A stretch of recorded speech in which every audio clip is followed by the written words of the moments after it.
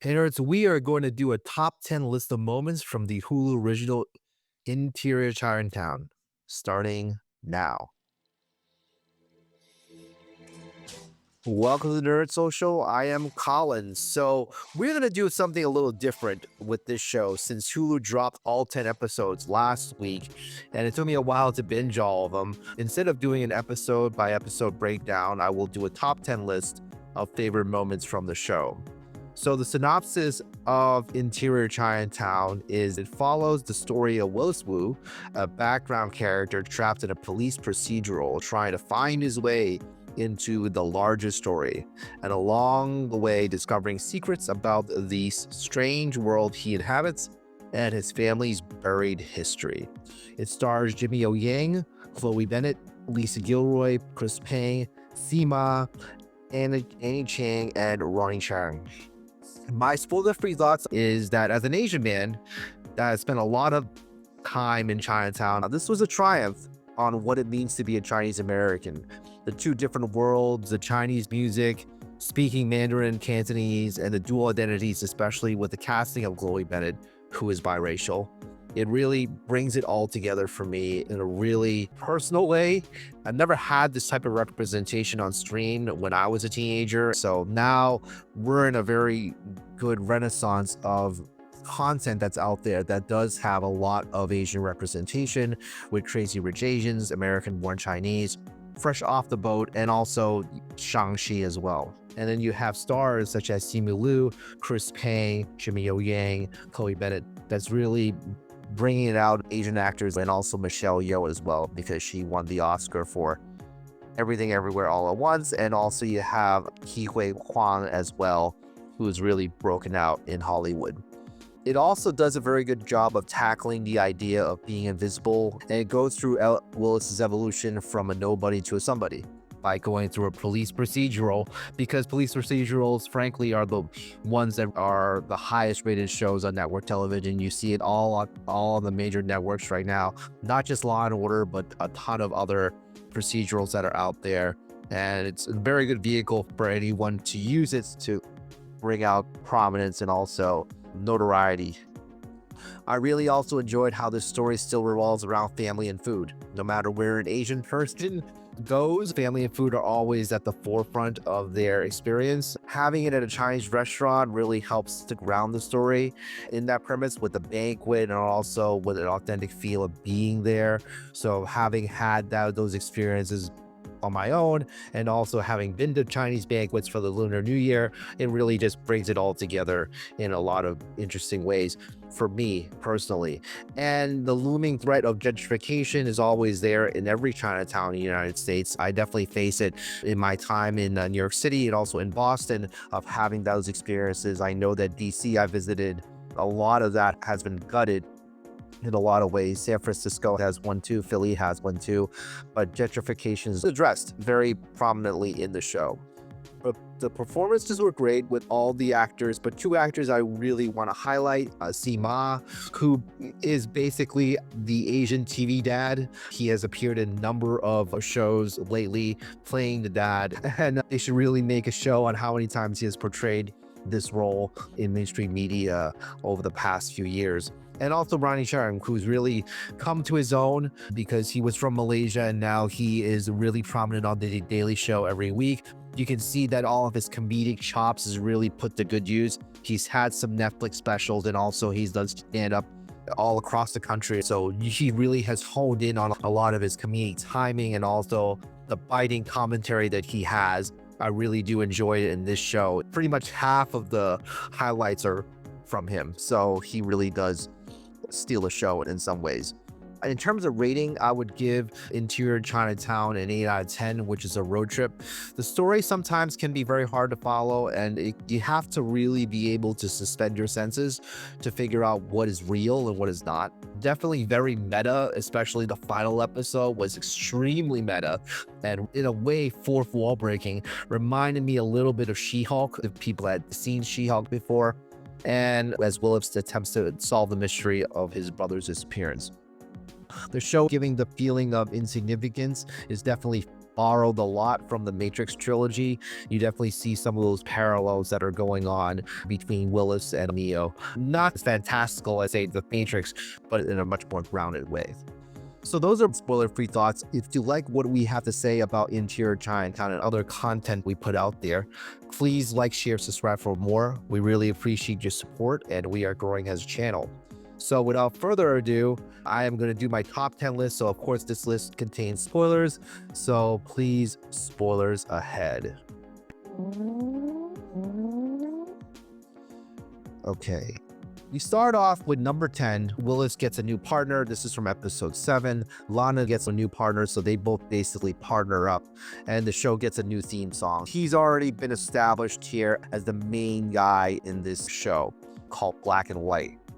The highlights of it is we find out Johnny, we figure out that his brother's name is Johnny, was romantically involved with Lana, and then basically Willis breaks into this main character as the detective. He is the lead. He is the Asian leading man. Years ago, there was a whole campaign about getting John Cho to be in leading romantic roles for Asian men.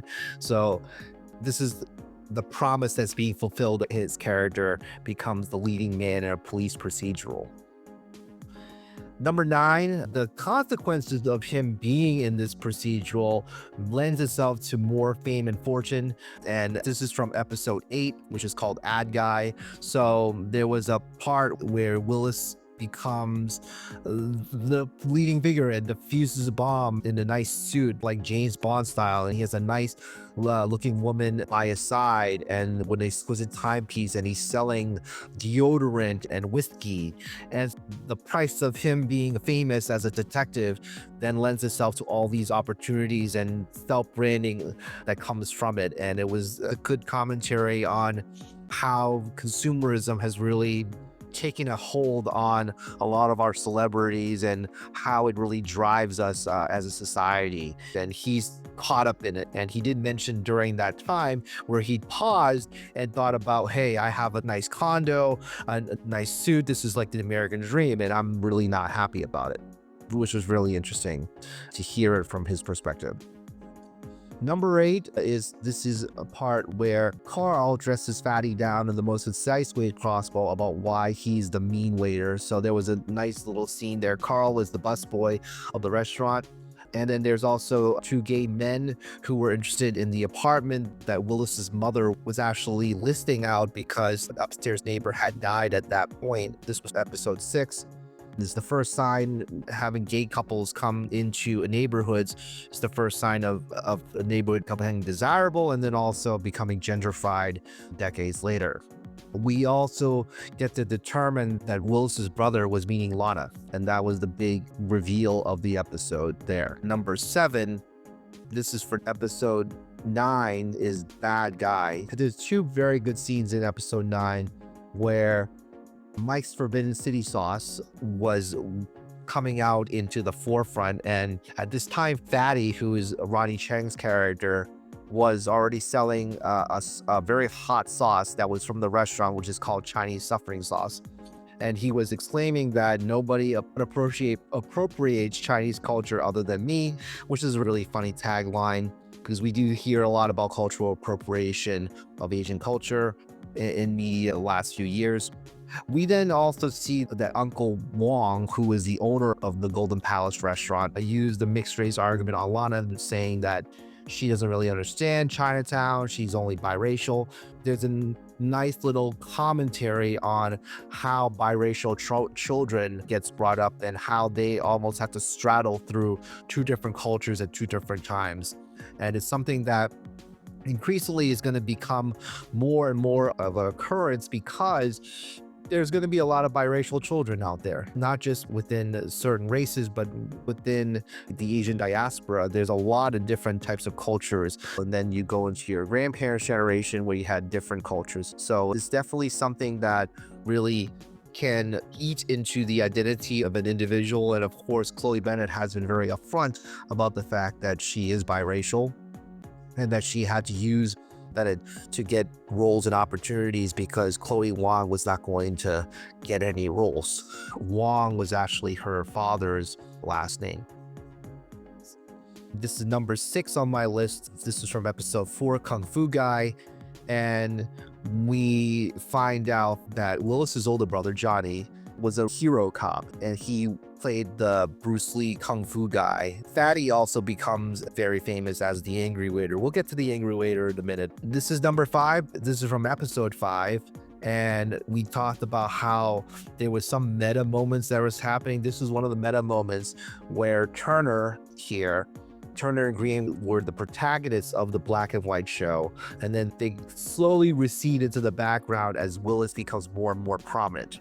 And in this scene, there was the last 5 minutes of episode 5 where it's really pulse pounding and intense as Willis starts to unravel the mystery of his brother's disappearance, and also Detective Miles Turner has an existential crisis, which culminated in preventing a bomb explosion, except that he didn't cut the bomb wire.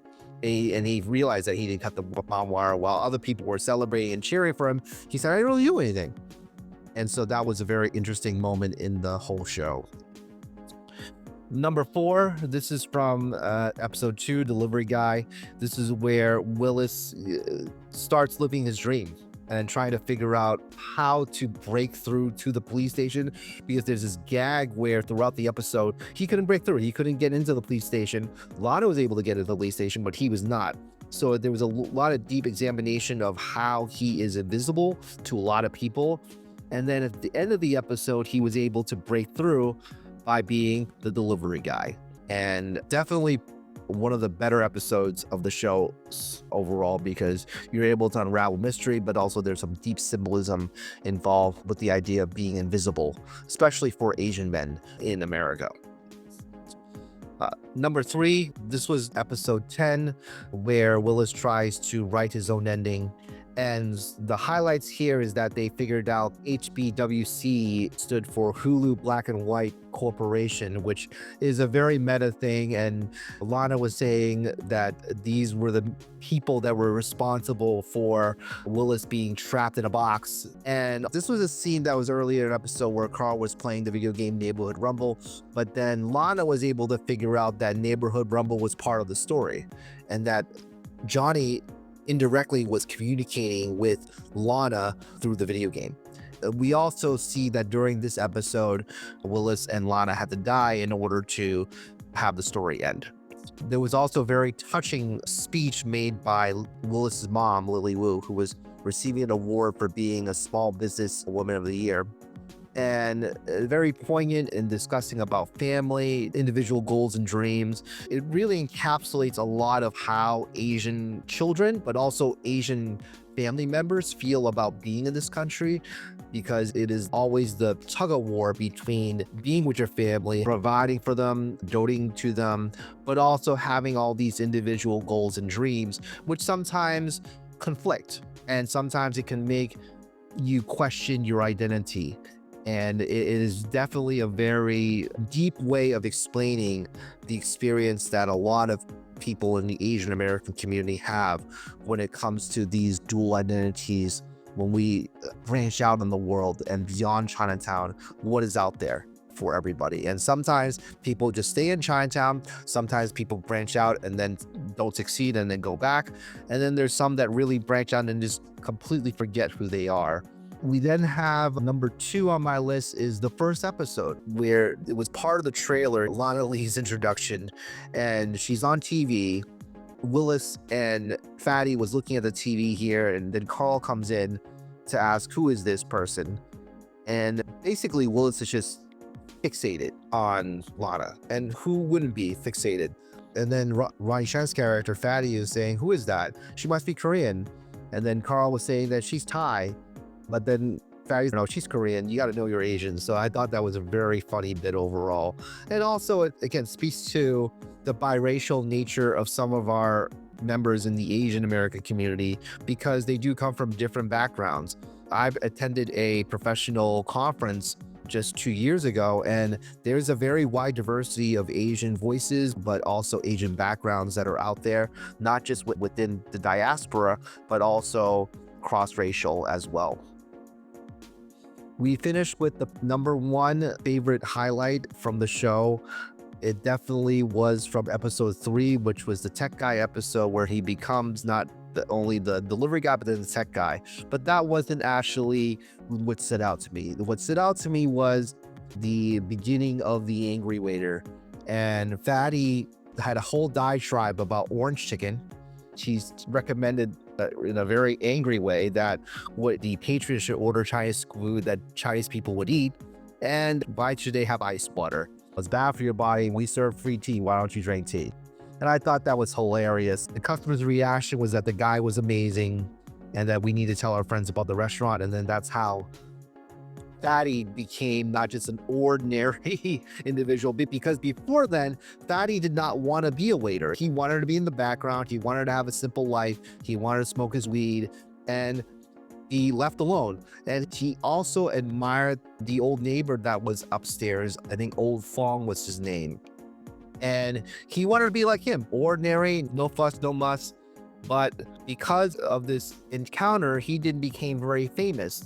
And then a lot of non-Asian people started coming into the restaurant. And then he became much more successful, and he became the boss of the restaurant because Uncle Wong was not around all the time. And so it brings out a lot of different aspects of how people become famous from an Asian perspective, and also how people do value privacy, and being anonymous is something that he also later on would say he may have regretted being this prominent. You want to be just a ordinary guy. Sometimes we do struggle with fame and celebrity and figuring out, what should we do with that? Should we do something with that? Should we just let the good times roll and just forget about it? And I think there's definitely some examination of that here, and they did a pretty good job of presenting that throughout the episodes. Definitely, this was my #1 highlight of the whole show, and again, the beginning of Fatty becoming the angry waiter that all the non-Asians start to love and come to the Golden Palace restaurant for.